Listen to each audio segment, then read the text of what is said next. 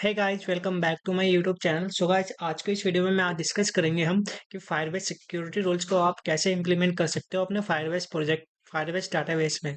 So guys, video को पूरा देखना है, स्किप नहीं करना। और चैनल पे फर्स्ट टाइम आए हो तो चैनल को जरूर सब्सक्राइब कर देना। चलिए गाइस, आज के इस वीडियो में हम फायरबेस के जो सिक्योरिटी रूल्स जो हम कौन कौन से देखेंगे उसका एक बार एक टॉपिक का ओवरव्यू हम ले लेते हैं। सो गाइस, चलिए उस टॉपिक का एक बार हम ओवरव्यू ले लेते हैं। पहला टॉपिक है हमारा user can access on data. दूसरा टॉपिक होगा हमारा कि any authentication user can access data. और तीसरा टॉपिक होगा हमारा एडमिन एक्सेस डाटा। और चौथा टॉपिक हमारा होगा अनऑथेंटिकेशन एक्सेस डाटा। और पांचवा टॉपिक होगा वैलिडेशन डाटा। ओके गाइस, तो ये रूल्स को आप कैसे अपने फायरबेस डाटाबेस में प्रोजेक्ट में आप इंप्लीमेंटेशन कर सकते हो, इस वीडियो में हम इसी रूल्स के बारे में हम डिस्कस करेंगे। तो चलिए गाइस, आते हैं इस रूल्स को हम वन बाय वन चेकआउट करते हैं। तो गाइस, पहला जो रूल्स है हमारा है user can access on data. Mean that इसमें क्या है, जब भी कोई यूजर आपके वेबसाइट पे या आपके मोबाइल एप्लीकेशन में आकर अकाउंट क्रिएट करता है, अकाउंट क्रिएट करने के बाद उसकी जो एक्टिविटीज होती है like user creation, user profile update, etcetera etcetera, mean that user posting करता है, अकाउंट क्रिएट करता है, फीडबैक करता है। सो गाइस, वो यूजर ऑथेंटिकेशन है। तो वो ऑथेंटिकेशन यूजर ही वो अपना डाटा को ही एक्सेस कर सकता है।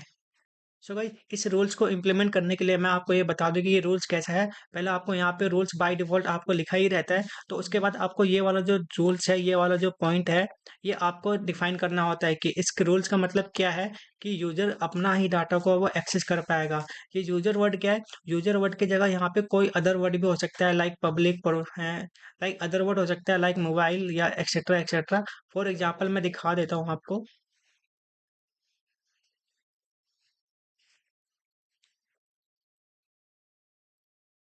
तो गाइस, देख सकते हो हम यहाँ पे एक यूजर पाथ है। तो गाइस, यहाँ पे यूजर है पाथ। तो पाथ है यूजर, तो इसलिए मैंने यहाँ पे रोल डिफाइन किया है कि यहाँ पे यूजर है।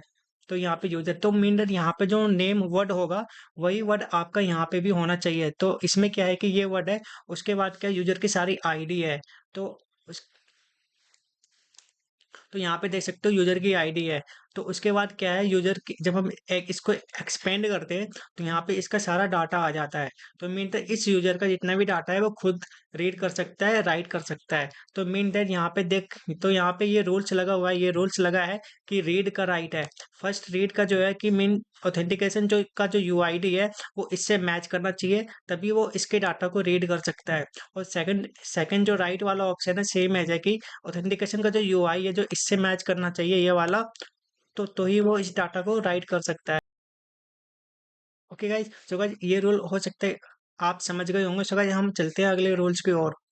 ओके, तो अगला रूल्स के हम आज से any authentication user can access on access data. Mean that कि कोई भी यूजर आपकी अगर फायरबेस को ऑथेंटिकेशन को पास कर लेता है और लॉगिन कर लेता है तो वो कोई सा भी डाटा को एक्सेस कर सकता है। मीन दैट यहाँ पे सपोज एक पब्लिक डाटा है जो कि कोई भी यूजर ऑथेंटिकेशन करने के बाद यहाँ पे डाटा को एक्सेस कर सकता है। सपोज अगर ये जो डाटा है मेरा मोबाइल नोटिफिकेशन ट्रांजेक्शन, ये पब्लिक डाटा है, तो यूजर कैन पब्लिक डाटा है और पब्लिक डाटा है, तो वो इससे पब्लिक डाटा के अंदर जितने भी डाटा होगा कोई भी यूजर इसको एक्सेस कर पाएगा। ओके गाइस, अब आते हैं तीसरे पॉइंट की ओर, जो कि है एडमिन एक्सेस डाटा। तो भाई, admin access data critical access data होता है जो कि बहुत ही मेजर डाटा होता है, जो कि नॉर्मल यूजर के हैंड में नहीं होना चाहिए। मेन दैट यूजर उस डाटा को एक्सेस नहीं कर पाएगा, ओनली एडमिन यूजर ही उस डाटा को एक्सेस कर सकता है। तो उसके लिए आपको यहाँ पे रूल डिफाइन करने होते हैं। सपोज आपका जो पाथ जो है एडमिन पाथ है आपके फायरबेस के डाटाबेस के बेस पे, तो सपोज यहाँ पे एक एडमिन कंटेंट का एक पाथ है, उस एडमिन कंटेंट के पाथ के अंदर जितना भी डाटा है यहाँ पे हमने डिफाइन कर रखा है कि जो रीड वाला जो है होगा, जो जो ऑथेंटिकेशन यूजर होगा वो एडमिन होना चाहिए, तभी वो इस डाटा को रीड कर सकता है, सेम एज राइट कर सकता है। सो गाइस, अब हम आते हैं अगले रूल्स के ऊपर, जो कि है हमारा unauthentication data. Unauthentication data mean without login कोई भी डाटा, कोई भी यूजर या फिर पब्लिक यूजर या फिर कोई भी anyone can access your data, read your data and write your data. Mean that एक ओपन डाटा होता है या फिर पब्लिक डाटा होता है, या फिर कोई भी आके रीड कर सकता है। सपोज एक कमेंट की एक सपोज एक कमेंट प्रोफाइल है जो कि कोई भी डाटा आके वहाँ पे कमेंट करता है वेबसाइट पे, और उस वेबसाइट में जितने भी कमेंट्स होते हैं कोई भी अगर उस वेबसाइट पे विजिट करता है तो इजीली इसको रीड कर लेता है। तो ये आपका हो जाता है अनऑथेंटिकेशन डाटा मीन दैट बिना ऑथेंटिकेशन के थ्रू आप इस डाटा को आप एक्सेस कर सकते हो। सो गाइस अब हम आते हैं वैलिडेशन डाटा स्ट्रक्चर के। डाटा का वैलिडेशन करना, सपोज एक यूजर है और उसकी यूआईडी है और उसकी एक प्रोफाइल है। प्रोफाइल के अंदर जो उसका जो वैल्यूज होगी, जो लाइक एज होगी, ईमेल होगी, तो उसको वैलिडेशन करना होता है।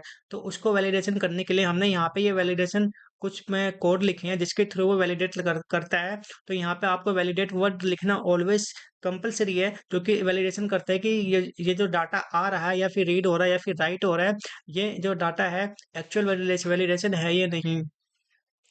सपोज गाइस यहाँ पे एज जो है हमारा नंबर होता है, तो यहाँ पे डबल एंड का ऑपरेटर का यूज किया गया है, जिससे ये आइडेंटिफाई करता है कि अगर ये सारे रूल्स हमारे पास हो जाते हैं जितने भी, लाइक एज जो है नंबर में होना चाहिए, और जो ईमेल जो है प्रॉपर फॉर्मेट में होना चाहिए, और एज जो है जीरो से बड़ा होना चाहिए, जीरो से छोटा नहीं होना चाहिए, और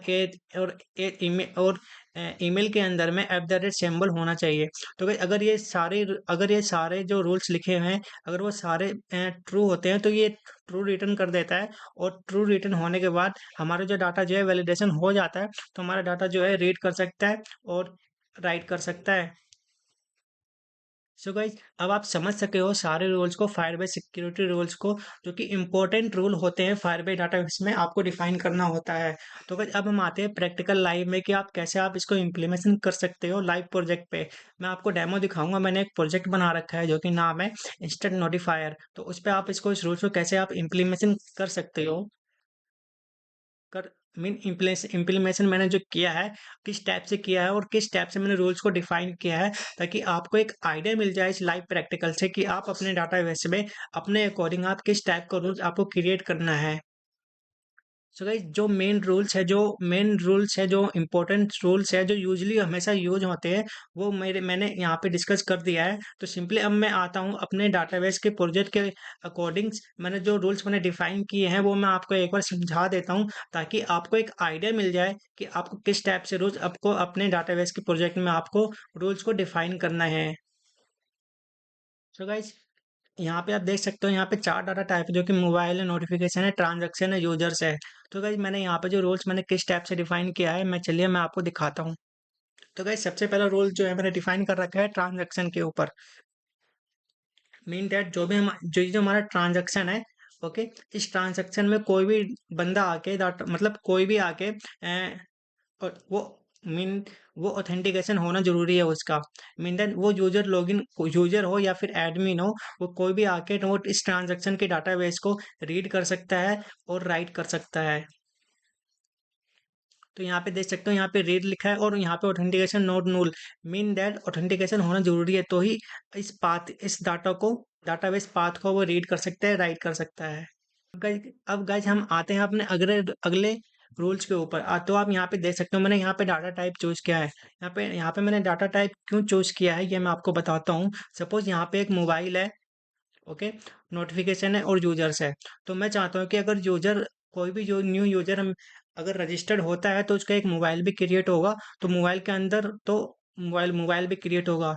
जब मोबाइल क्रिएट होगा, तो इस मोबाइल के पाथ के अंदर जितने भी यूजर्स होंगे, वो अपना अपना मोबाइल के डाटा को ही रीड कर सके, वो अदर दूसरे मोबाइल के यूजर के डाटा को रीड ना कर सके। सपोज यहाँ पे मल्टीपल यूजर्स है, तो आप देख सकते हो हर यूजर का जो जो यूआईडी के थ्रू वो अपना ही ये जो डाटा है, ये यही यूजर इसको रीड कर सकता है। ये वाला जो यूजर है, वो अपना ही डाटा इसको रीड कर सकता है। तो गाइस मैंने वहाँ पे जो मैंने यूज किया है डाटा टाइप वेरिएबल, मैंने यहाँ पे यूज किया है। मीन दैट यहाँ पे जो जो भी कोई भी अगर न्यू पाथ क्रिएट होगा, तो वहाँ पे सिंपली यूजर अपना अपना डाटा पाथ क्रिएट करेगा और अपना अपना डाटा को रीड करेगा। सपोज नोटिफिकेशन में एज ही है, सिंपली है कि यूजर आया, यहाँ पे यूजर नोटिफिकेशन क्रिएट किया और अपना ही डाटा उसने यहाँ पे एंटर किया, रीड किया, राइट किया, और वो अपना ही डाटा को रीड कर रहा है, एक्सेस कर सकता है। अब यहाँ पे यूजर चाहे तो और भी पाथ को क्रिएट कर सकता है और सेम एज रूल डिफाइन होगा होगा।